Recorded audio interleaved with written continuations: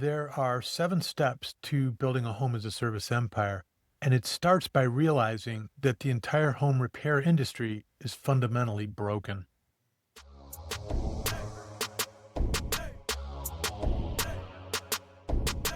For decades, the model has been the same. Something breaks, you panic, you call a stranger, and you pay a premium for a reactive fix.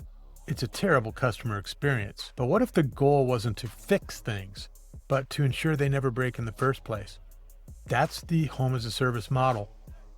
I've spent the last month deconstructing business models of the top 50 home service franchises and mapping out a new playbook. I've boiled it down to these 7 steps, and we're starting with the most important one. Step number 1 is to elevate the job to be done.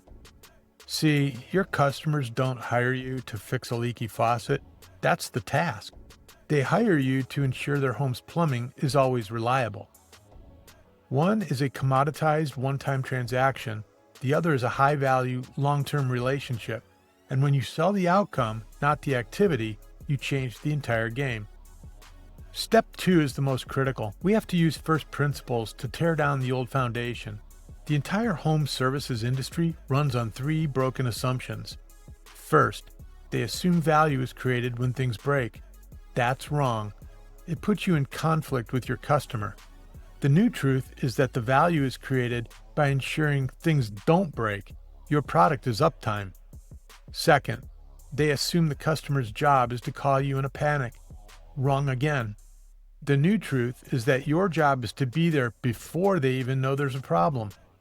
And third, they assume growth means more trucks and more technicians.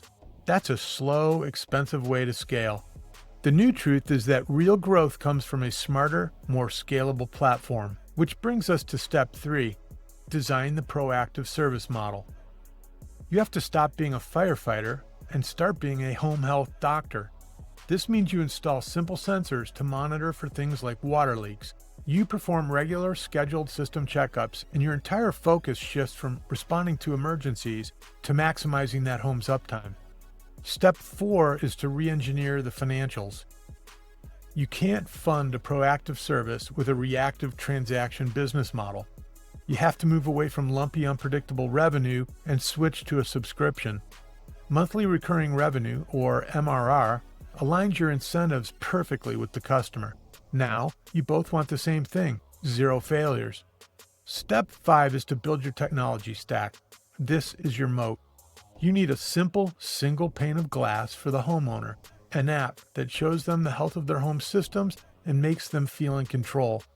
On the back end, you need a powerful platform to manage your clients, schedule maintenance, and analyze all the data you're collecting. Coming in at number 6 is realigning your team and your brand. Your technicians are no longer just repairmen. They are trusted home health managers.